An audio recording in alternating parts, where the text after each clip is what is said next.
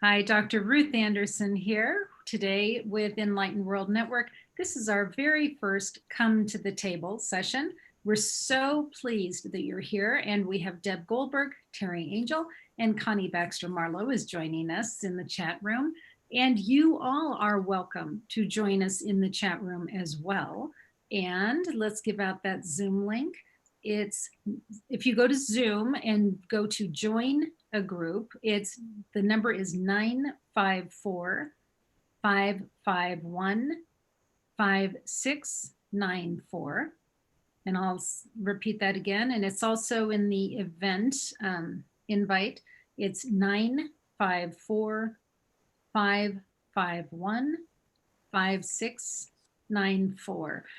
And just to give you a little bit of background on Come to the Table, here's what we know.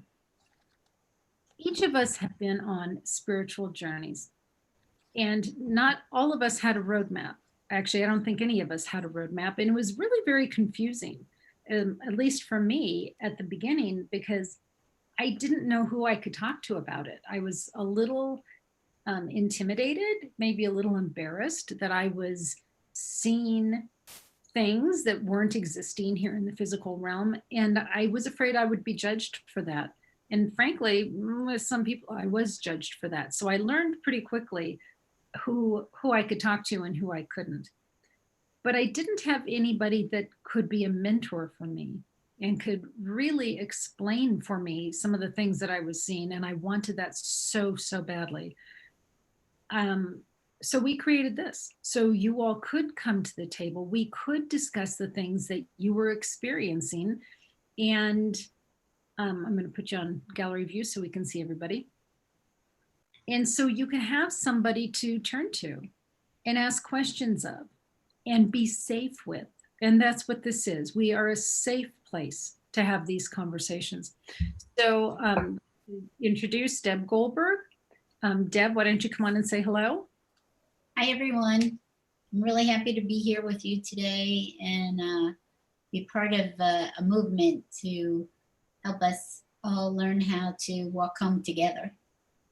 Great. And we are syndicating on Real Talk Spiritual Transformation, which is on the platform called Speak Up and Empower. And Teri Angel, do you want to come on and say hello? Absolutely. Good morning, everyone.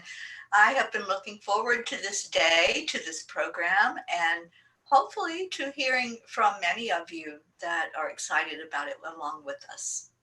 And it's okay to just listen in too. That is really okay.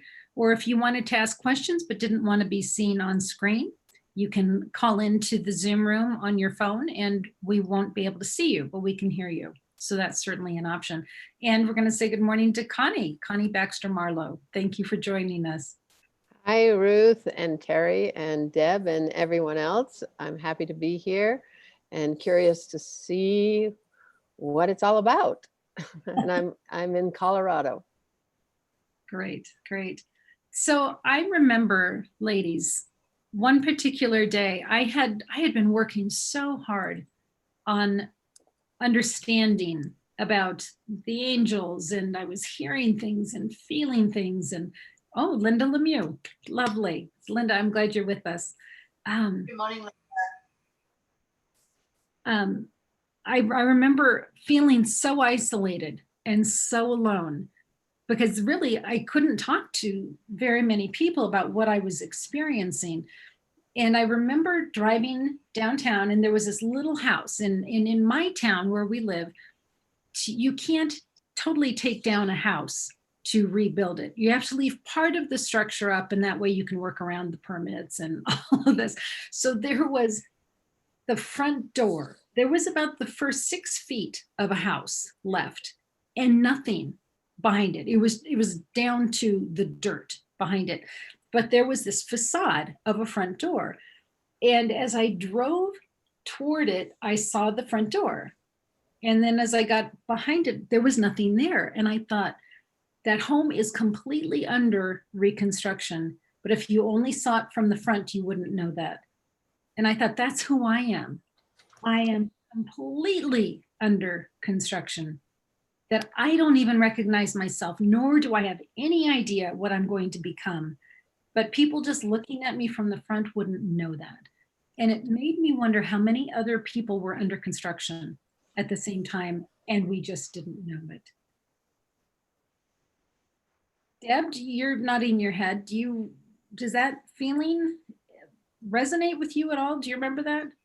Yeah, I remember looking around at all different things surrounding me in nature and wondering how I fit into things. And I think what my first thoughts were, I would drive to work every day, and it was about a 45-minute drive each way. And it was beautiful. It was through the mountains. And yeah, I remember looking around at all. Okay, so we need to have your Facebooks off, your volume off for that to not come up. All right. Is that okay now? Yeah. I forgot to ask people to do that. Anyway, and I would look in the sky while I was driving, and the beautiful sky and the sun, and I'd say, I'm living on a planet in somewhere in the universe, in a solar system, and who am I? And what is this all about? Because it sounds like a sci-fi movie that I live on a planet and nobody questions it. Like everybody just says, "Oh, I live on Earth," and I'm like, well, how do you get to a planet in the universe, floating, and a planet that's floating in the unlimited space? And so each day when I was driving back and forth, I would be like marveled at it. What is all of this? There's something going on here that I don't understand. There's more to this story than just living on a planet. And I want to think more deeply about it. And how do I fit into this? And what is it? So those are probably the first thoughts that I had. And it took me a long time. Like I was in my 50s before I started really questioning that. I was so bogged down in raising a family and working and just taking life as whatever was in front of me, what my life was filled with, and not really, even though I knew, I believed in God, I didn't know what that was. I just knew that there was a God watching over me. And I didn't have any more understanding of what that was at first. Right, right. Connie, what was it like for you? Were you always aware of other energy and spirit, or no? Hold on, you're muted. Hold on. There we go.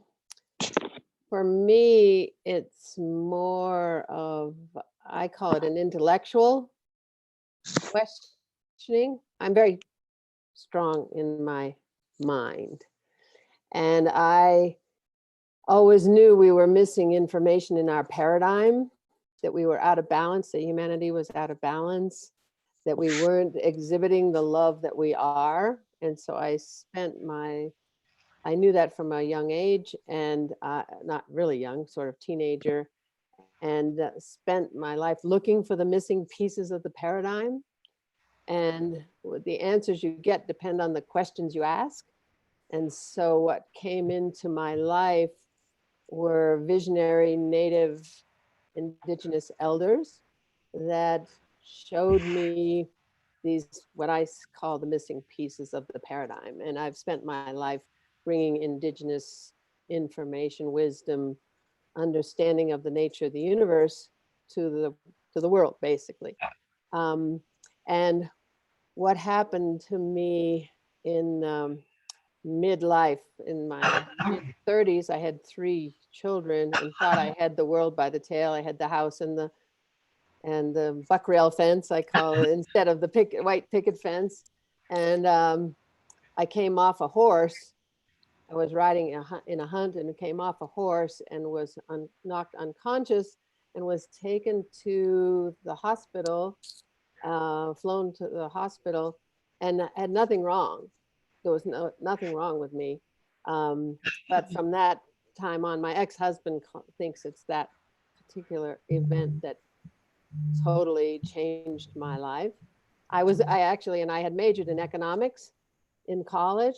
And so I was very left brain oriented, as I explained.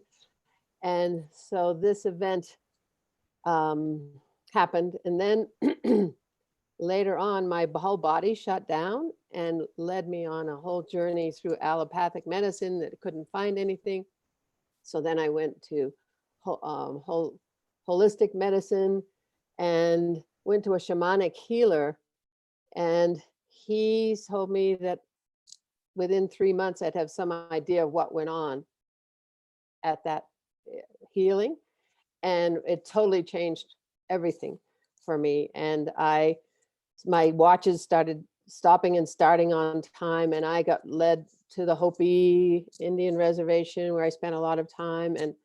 And I really left this world as far as what I see, what I know, but it didn't have to do with angels or ETs or anything else. It was just my understanding of the nature of the universe and my vibratory level, probably because a lot of people walked out of my life, which is really sad for me. But I basically knew I came to bring something to the table, and I wasn't necessarily going to be a popular person. And in Aspen, Colorado, I started bringing Native Americans into the valley and writing letters to the editor, and how I raised my kids was totally out of the paradigm. And I was very public about it. And I say people would cross the street and wave at me when they saw me coming. They'd cross the street and wave at me from the other side and say, "Hi, Connie, how are you? Good to see you."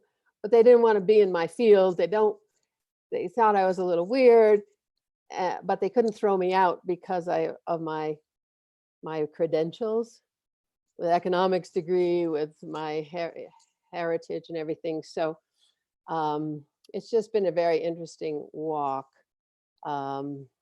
And my kids have to recover from being my kids because we totally walked a different path and didn't cooperate. I didn't cooperate with the system and how I raised my kids and let their souls call their journey.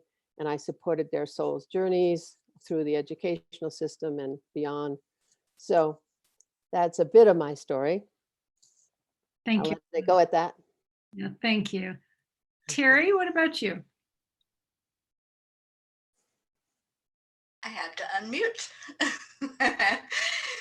Okay, so give me just a minute. I'm trying to run the control and talk, and it's not working very well to multitask. So thank you for sharing your stories, those of you who have, and I hope that those who came on will share theirs as well. I have always connected with angels ever since my first memory. It's been of communicating, seeing, hearing the angels. But it wasn't until later in life, I had a near-death experience when I went into kidney failure, and I was like hours away from death. And I got very angry, and I'm like, what is this all about? You know, there's got to be more than just coming into this human body and then, you know, something happens and then you're gone. So that's when I really started questioning, and yeah, I ranted and raved at God, and I'm like, okay, what is this? You know, what's going on, and what are you? Who are you? And I knew the angels, and they were helping to calm me down a bit. So they did, and the more I let them do that, I allowed the calming energy to come in. Then I started to do questioning, but in a different way. And really looking at, you know, what is this life all about? There's more to life than what I know here. And so I got in touch with me as spirit and came to see who I was and what I was. But it's been a lifelong journey, up and down. And, things happen later in life. I visited a place where I really got into meditation. And that's where I got a lot of my questions answered as I sat with other people who were already questioning and searching and seeking what this is all about. We together came to some of those answers that were just always there in my mind. Who is God? What is God? What is this creator that I know is there, this higher power? So that's where I got a lot of questions answered. And going forward from there, I would talk to God in a different way, and really see myself as part of the spark of the divine, and knowing that, yeah, this is just temporary here, this body, this experience. We're here for a reason, for a purpose. But when we go from this body, that's not it. That's not the end. And that was what I have come to learn through the years, and hopefully share with others as I go about my life. But it's so important to have other people to talk to. And that's what I realized as I had all those questions, because in the beginning, when I was ranting and raving, there was no one to answer those questions. It was just me and God. And, and here I was angry. And when you're so angry like that, you can't really hear. You're just focused on your feeling and what's going on and all that confusion and all that mud. So I love this idea of coming to the table and sitting and having these conversations, being raw, being real, saying, I got mad at God, and I've said that many times over the years, and it's met with a lot of some people that say, oh, I did that, but I've never told anybody, or others that are like, really? You can get mad at God? And yeah, we're in a human body. We have human emotions. And part of that is finding our way home. And home is that pure love that's inside, that spirit that's inside of all of us. So that was my spiritual journey from, thank God, having the angels with me always from day one, and recognizing them and talking to them, and then going about my life and just really seeing what it is all about. And I'm very comfortable now with the knowledge that I am part of the divine. I am spirit, and I can share that openly, honestly, and to anyone that wants to hear and wants to hold a discussion about what that means. So I'm very grateful that we're doing this. But Teri, that coming to that place of comfort with being able to tell everybody what that's like for you. Connie, I'm hearing you with the isolation. I was isolated. Teri, you were isolated. Deb, when your coming out story was so different than ours. Do you want to take just a minute and share what was the beginning of your awakening? Sure. I believe that the impetus of me getting some of my questions answered was having a conflict with my son and his wife. And so I'm going back like 5.5 years ago is when this all happened. And I first started to question myself, like, why am I having conflict with people that I love? I don't want to have conflict with them. And what am I doing that is creating this conflict? It was almost like the first time I was looking inside of myself to say, what am I doing that's creating this? And because it's really easy to blame people all your life for everything that goes on in it. And for the first time, I was actually taking responsibility that I play a role in this. What is it? And I went to a workshop, and during the meditation, it was to meet your spiritual guide. I had never meditated before. I was a mental health and drug and alcohol therapist for 18 years, and I did lots of relaxation skills with people, but I never meditated. And so here I am the first time in meditation, and this man comes and sits with me during the meditation in my mind. And it felt so good. I didn't know who it was until after. It was Jesus. But this showed up like a normal guy that's wearing a white t-shirt and blue jeans, and we're sitting on the side of the pool together.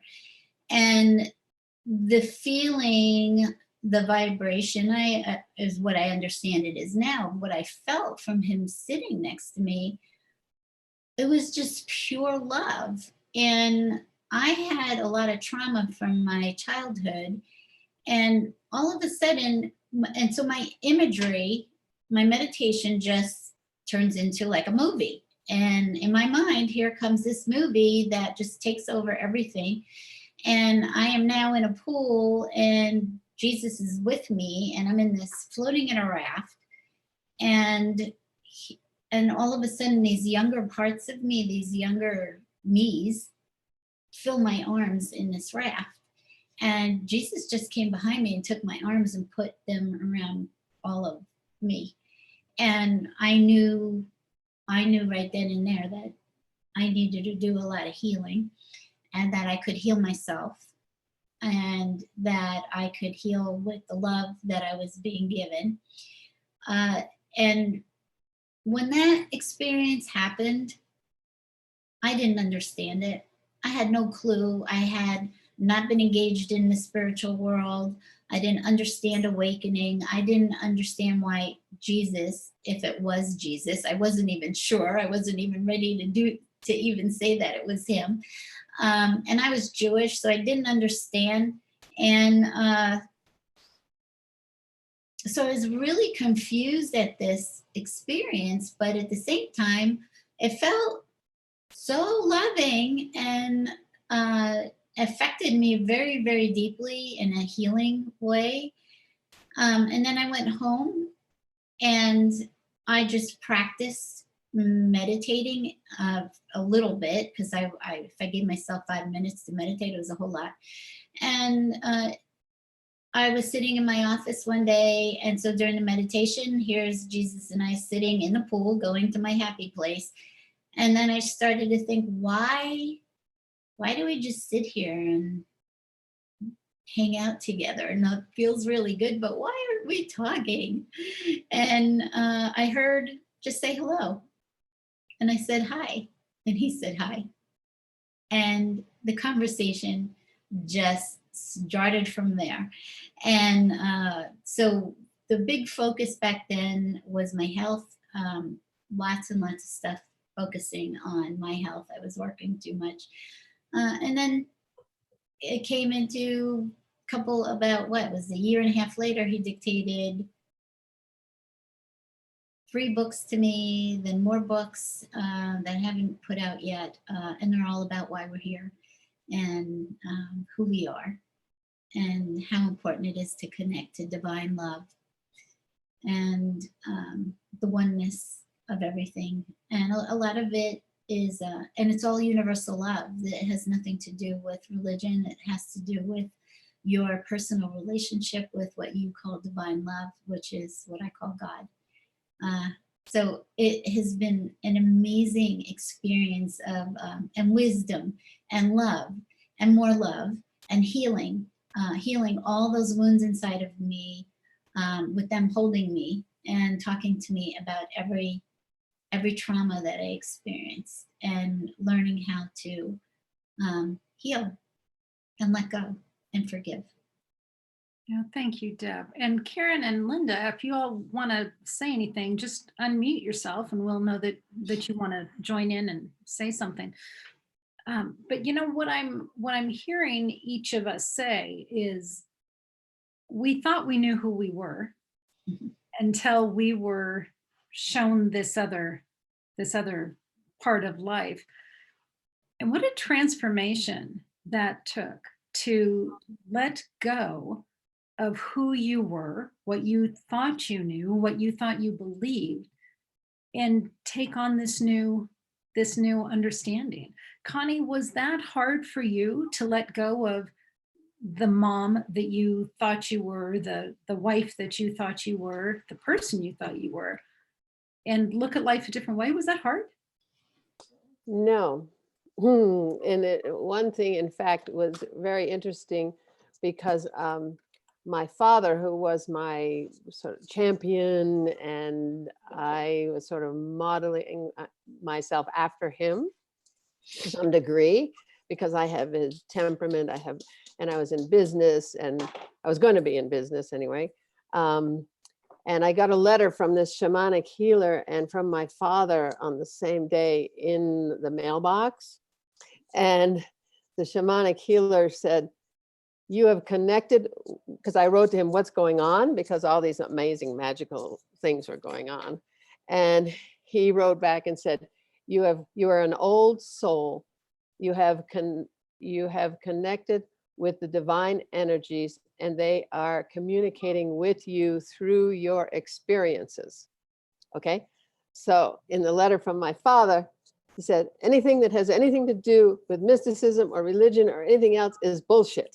Okay. So that was my turning point. And I wrote my father a letter and said, bye-bye now. And he never understood another word I said or any decision I ever made, but he stayed supportive. So I could tap him for money, to go to Mexico, to the Mayans, to this and that. I could couch it. I could sell him on why it was important for my children to learn Spanish. So I took my children, I got orders from Spirit to go to Mexico and check in with the Maya, who I didn't know. I didn't even know who they were, because a Hopi man had said, we're descended from the Maya. Then Spirit says, go to Mexico. Well, I had a 50-year relation. I had a relationship with Mexico from promoting skiing. So it's really interesting how Spirit sets the whole thing up to make it really fun. I mean, my life has been total adventure and really fun.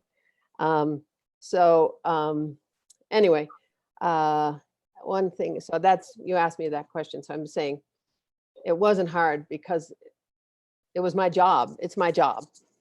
It's what I came here to do. So when you do what your soul came here to do, it's fun. It's what you came to do.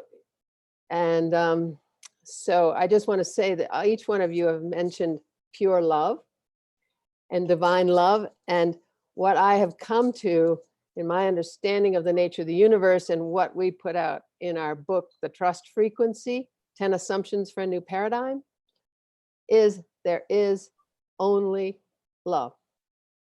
And we resolve the paradox between love and not love, things we see as not love. So we have a construct on the nature of the universe that resolves that paradox, that there is, in fact, only love. So I'll leave it at that, but it's so cool to hear you guys all have connected to what you see as, understand as the true reality, and that is pure love. So we are bringing an intellectual construct on the nature of the universe so people can get that intellectually. So. And I love that, Connie, because we're all coming at it from different ways. And right, I love that. So you said that Spirit gives you orders, and I would say it's probably orders. It's kind of a kind order. I mean, rarely do I don't know that I've ever gotten a thou shalt do this. I mean, I always have free will to say yes or no, but sometimes it's more direct than others. And sometimes it's, okay, write a Facebook post on blah, blah, blah, and I'll wait. And it's like, okay, I guess I'm doing that right now. And then I'll sit and I'll say, okay, what do you want me to say? And I'll get it word for word and I'll put it down and I'll post it. And then they'll, tell me something else to do. But sometimes when I get that and will wait, it's like, okay, I guess that's kind of an order. Okay. But I do always have free will just to say no. Oh yeah, absolutely. I just say, Marlo reporting for duty, you know, and I just, because it's something my soul wants to do.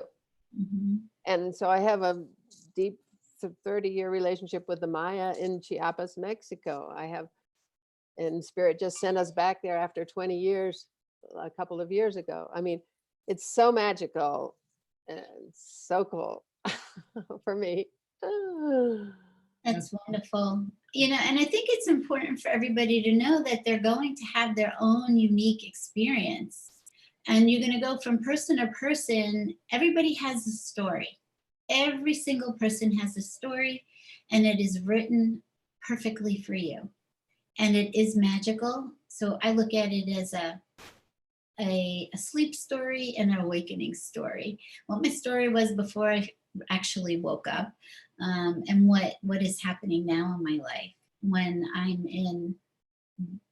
am co-creating, meaning I'm aware and allowing and co-creating with divine love, with God, with or Jesus, or whatever divinity or whatever you believe is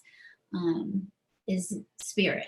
So I think what we want to get across to everyone is that you all have your own story, and you're going to have your own truth, because your story is your truth.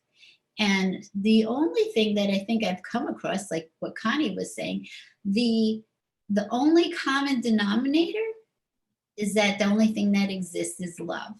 And how you experience that love, what you call that love, is unique to you. There is no right or wrong. There is no one person's truth is more right than another person's truth. And so I didn't understand that when I first started to wake up. Like Ruth started with, I didn't have anybody to talk to. I didn't understand the spiritual community. I didn't even understand what was happening inside me. I didn't understand why I could hear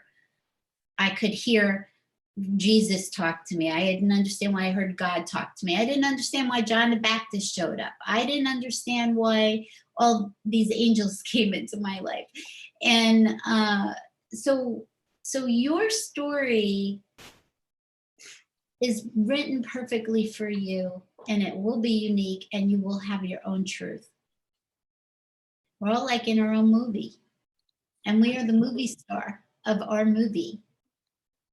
And so part of growing through this is accepting your truth and not allowing other people to continue to tell you what your truth is. Because Connie, you sounded like you were really strong in knowing this is what I'm going to do, and this is what I'm meant to do. But when I came face to face with family, or even my husband, when I first told him, hey, this is what's going on, they didn't understand. They didn't understand. I didn't understand. And so there wasn't the acceptance that you're looking for. And then when you don't have a community of spiritually like-minded people to help you understand, oh, you're going through an awareness process. You're going through an expansion of your mind, of consciousness, understanding more into who you are. And so what I started doing is reading, and everything I found on the internet, anything that would talk to me about what I was going through, I was devouring material, even though, and this is hilarious, even though you're being spoken to by Jesus and God and the angels, and you're being spoken truth to and given all this wisdom, it's almost like I can't compute. I can't understand it all. I need somebody in a physical form to explain what's happening to me. And so I just read all these articles trying to understand.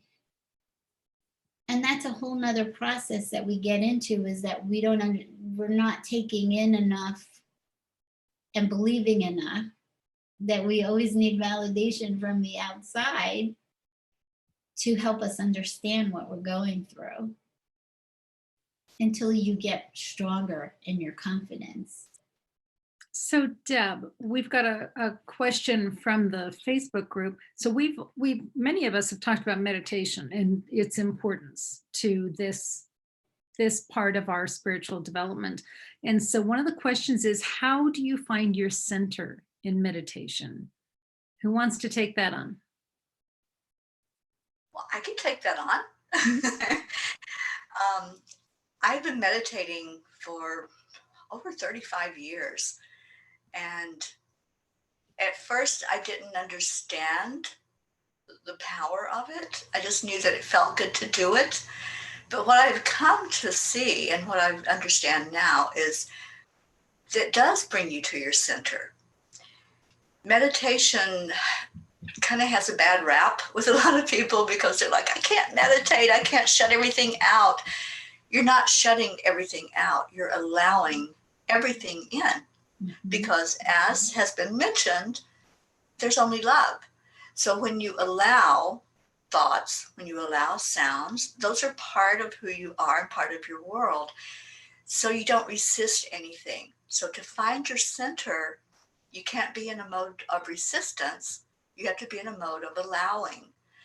So what I do and what I lead people to do is to focus on your breath. And if you put your hand on your heart, that brings your focus to your heart center, not that physical heart inside of you, but to your heart, who you really are, which is pure love. So focusing on that heart center, you breathe in the love. You breathe it all the way in and focus on that. Focus on positive. The more you can do this, the more you're going to find that center inside of you. The more you're going to find that connection that comes with just sitting with spirit, sitting as spirit and communing with the creator, communing with the angels, with your higher self. So meditation is all about allowing. It's all about just opening up to possibilities of what's there. And it doesn't take an hour to make that connection. If you do the heart-centered meditation like what I just showed, 3 minutes and you're in a different brainwave. You're in a state of focus and a state of allowing. And then you can hear those voices that's coming from the angels and from God and from your higher self guiding you and opening you up to what's real and what's there for you. So I love meditation, and it's not a chore. I do it every morning when I wake up. I just start with gratitude. I go into that first, being grateful for another day, grateful for the breath I'm taking, that I'm able to open my eyes and see, that I can hear. We can find many things to be grateful for, but when we start in that, we start with the meditation of gratefulness, then we can relax into whatever is there for us, whatever possibilities, and opening up to it. I hope that answered this person's question. I think it was, it's already scrolled up, Donald that asked that question. Donald, we welcome you to ask any question you want to ask of us. And ladies, if any of you want to chime in on what meditation means to you and how it's impacted your life, we would love to hear that. I'd also love to hear from Karen and Linda if you guys are wanting to share with us. I'll talk about meditation for just a quick minute. I know for me, that is without a question where my growth has come. Almost everything I have learned has been in meditation, and I purposely shut down reading. I wasn't talking to people because I really wanted to experience everything straight from the divinity. I didn't want other people's ideas. I don't look up stuff on Google. I don't want to know. I want the straight download. And part of it was really getting out of my own way in my head. And maybe that's what Donald's asking about. How do you like shut everything out? And what I realized was the more I tried to shut everything out, the more it resisted and the more it stuck. And sometimes I would have a piece of paper and a pencil and I would just write down the things that were in my head so I could let it go. I didn't have to worry about forgetting it because it was there. Other times I would envision God with like these strings hanging down, and I would hook each one of my thoughts and send them up to God. And so I could get them out of my head. And other times I would sink into the thoughts and I would think, okay, why am I thinking about my aunt? Right. And then I would open my heart to spirit and go, okay, why am I thinking about my aunt? And then maybe I would get some information about her and, say a prayer for her healing or whatever her situation was. But sometimes spirit puts things in your head for you to pay attention to, not just for you to shove out of the way. So don't work so hard, I guess is what I'm saying. Just let it be. Just let the thoughts come. If they're bothering you, write them down or sink into them. But you don't have to work so hard. I agree. I've gone through all of those stages, and I agree with you, Ruth, too. I stopped reading things because I wanted to have pure information, what was coming through me, and not be susceptible to keep picking up other people's belief systems. I wanted to know what was meant for me. So I started giving myself 5 minutes to meditate when all of my first awakening happened, because I didn't have that in my schedule. I had a pretty rigid schedule. So 5 minutes is the way I started. And then I just kept working it up more and more time, where today I meditate for an hour and then I journal. And what worked for me is finding a piece of music that I put on very low, and it's very relaxing, peaceful music, and that just sweeps me into my heart, and it sweeps me into opening up and hearing. You will get to a point where you don't have to meditate to hear being spoken to, because you're being spoken to all day long. So you're having conversations all day long. You don't have to be in a meditative state. However, the meditative state is, John the Baptist said, this is like your holy temple. Meditation is like going to a holy temple, and this is your prayer time. And it is a time for really shutting everything else out and being in one, communing with divine love, with the essence of what you are. And that doesn't mean that I don't have thoughts come through. There are times where I couldn't even shut any thoughts off. Like they were so loud that I wouldn't be able to just let go. And those are moments that happen, and it's okay. And it's just like what Ruth and Teri are talking about, is that you have to just let them be there, because that consciousness or unconsciousness, whatever you want to call it, is just always there. And it's accepting that it's there and saying, okay, well, I'm going to see that it's there, and I'm going to allow it to be there, but it's more important for me to just connect with it and just allow that to happen. Deb and Linda's coming to the table. Awesome. Linda, what would you like to do with this? Can you hear me? Absolutely.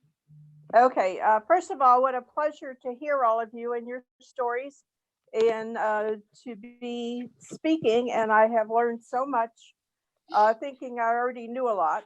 And that brings me to, I have 2 points. The first one is, I'm kind of doing this all backwards. I was born as a baby knowing everything, and I always felt guilty that I knew everything, and I thought people thought of me as a know-it-all. So that kind of encouraged myself to be quiet. But I knew I had a language disability, but as a soul, I had language and understood everything everybody said as a baby. And that was kind of smug, because I knew what they were talking about, and they had no idea that I knew anything. And so I would see people that were angels, and they would give me a secret smile and nod. And as I grew up, they would appear and just kind of nod like, yes, you're on the right path and you're doing a good job. And I knew my life's purpose, which was to be a special ed teacher and dedicated that myself to that and raising children and having a family. And after I retired because I had a fall and I had to retire. And that's when I kind of started getting closer to people as far as common experiences. But one thing I want to share, because I just had a message that somebody out there needed to hear this particular story. So it's, I'd like to tell it if that's all right. Is that okay? Yes, absolutely. Okay. I was driving to school one day. I was the driver and we would carpool.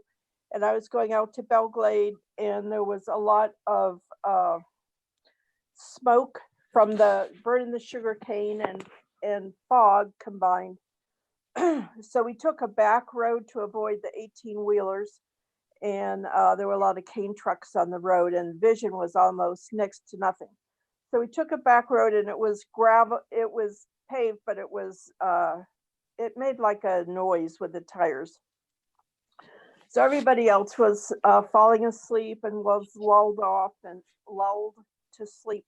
And I was kind of starting to feel that way, but it was a peaceful feeling. And it was the most wonderful thing I had ever experienced. And I was starting to lift off the ground. And I realized if I didn't do anything, I would be going to heaven. And I thought that was fine with me. It seemed so nice. But then I thought, well, it's not fair for me to make a conscious decision for everybody else to go to heaven with me. And I felt like there was somebody there that wasn't supposed to go to heaven, that they had things to do. So I slammed on the brakes, and everybody is all over the car yelling, "What the hell is going on?" I said, "I don't know, but we're going to find out." So we stopped about 10 feet in front of a car that was horizontal across the road. And we would have all been instantly killed. And it was like a light blue car, and I wouldn't have seen it anyway. So with all that slamming on the brakes, we stopped, and we all lived to see another day, and nobody was hurt. But this is the point I want to make. I realized that we would all start to go to heaven before we hit the car. So I feel like there's somebody out there that needs to know, if you're in an accident or something like that happens, you're already partway to heaven, so you don't feel the pain of dying with the crash or whatever happens. And even leaving this life, it's a beautiful experience. And there's so much more, just it would be impossible to express the joy and the gratitude and the love when you get there, and the people that you see. But I just wanted to reassure somebody that it isn't like you're picturing it. And if you have lost a loved one, that it was a joyous thing for the loved one and they didn't feel the pain. So I hope that's not too serious for you all, but I felt I was given a message to convey that. And I just want to say I have so much to learn from all of you. I'm just learning now to communicate with God and spirits and all that. But I've always had all the clairs, and I knew when 9/11 was going to happen, and I know when bad things are going to happen, and hopefully I want to know when good things are going to happen. And I have found lost pets and jewelry, and I'm taking a course now on remote viewing, and I want to find lost people. That would be my second life purpose, I believe. So that's all. Linda, thank you for sharing that, because that's what we do. When Spirit says to us, and I was getting goosebumps while you were saying it, so I know you were hearing it and knowing you were supposed to share. So thank you for doing that. That's what we do. When Spirit nudges us or whispers in our ear and says, "Tell that story," or "Make that phone call," that's what we do. Yeah, right. So thank you. Thank you for demonstrating that. Okay. Thank you. Linda, I'm so proud of you. I'm so proud of you for speaking up and for coming on today and joining us. Thank you for being here. Oh, you're welcome. Thank you for having me. Linda, I'm a special ed teacher from way back. So I get you. It takes a certain person with a lot of patience. Yes, it does. Yes, it does. So, okay. Yeah, So thank you, Linda. That was very interesting and very confirming, because I just got it that for the person dying, it's got to be a good thing. It's as natural as being born, and that for the person dying, it's a joyful experience. It's just hard on the people they're leaving behind. Yeah. So thank you. Thank you for confirming that. And I- I appreciate that. I saw a little video that I thought was so interesting, and it was twins in uterus being ready to be born. And one is saying, let's go, this is going to be an adventure. And the other one said, no, it's comfortable, it's safe, we know this place, it's going to hurt going through that experience, and we don't know what's on the other side. And the other one said, oh, just come on, it'll be great. So I just thought that was so interesting, comparing that to being born to the next life, or born into heaven, where we hesitate so much to do it, but maybe it is miraculous after all. very cool. So I am looking at the clock, and we promised ourselves we were going to be under an hour. So we're going to be under an hour. I want to thank you all for being here. Those of you that are here live, those of you on Facebook, those on YouTube, and those that are going to be watching later. We all are on our own individual journeys, and it's so fun to see how they all interconnect and come together. So thanks, Connie, Karen, Linda, for being here, our friends on Facebook. With that, we want to invite you back next month. This is going to be a once a month activity. It is the first Sunday of every month. Mark it on your calendars. We'll be advertising it as well. And come to the table, come sit and have these conversations. It's a safe community to have these conversations. So thank you. Can I say one thing? Yeah, Connie, please. Just for me, life is meditation. I don't actually meditate, and circumstance talks to me. So I just want to give that to people who don't meditate and who get stuff just through circumstance, watching circumstance, and listening to their own higher self. Yep, perfect. Thank you, Connie. Thanks for sharing that. All right, so all of our friends. Yeah, Linda, Teri. I just asked if you would, if this has touched you and you've liked what you've heard today, please share this video out. We're asking for help in sharing our videos, sharing our message from Enlightened World Network. So if you are part of our family, if that means if you've liked our page, you can share any of our videos. And we ask you to do that. Share it on your timelines, in your groups, and your pages. And just help us to spread our ministry out this way. And we so appreciate you doing that. Thank you. And Deb, anything else before we go? Well, we can talk a little bit about that. We have some other programming coming on. We're still doing a meditation a day, and we're doing more shows. Also putting them on Real Talk, on Speak Up and Empower. We have a few pages there that we've started so that we can network with other audiences. And also we talked about having 3 other shows: Come to the Circle, Come to the Temple, and what was the next one? Come to the Healing Pool. Come to the Healing Pool. So we're going to be working on those programs too, once a month, to so that you have different ways of connecting with divine love and whatever works for you. But we're so happy to be here, sharing this time with you, sharing this space with you. Excellent. Come to the Circle next Sunday. Oh, okay. Take a minute, Teri. Share about that. Mm-hmm. Come to the Circle happen next Sunday. We are joining up with Global Sisterhood, and International Women's Day falls on next Sunday, the 8th. So that's when we're holding our circle on Zoom. You can come on with me. as I lead the circle and lead us in a meditation, in releasing to the full moon energy and manifesting with that energy as well. This is going to be shared out globally. So we have 100 spots that you can come onto on Zoom. I'm hoping that you will be one of those squares on our Zoom face.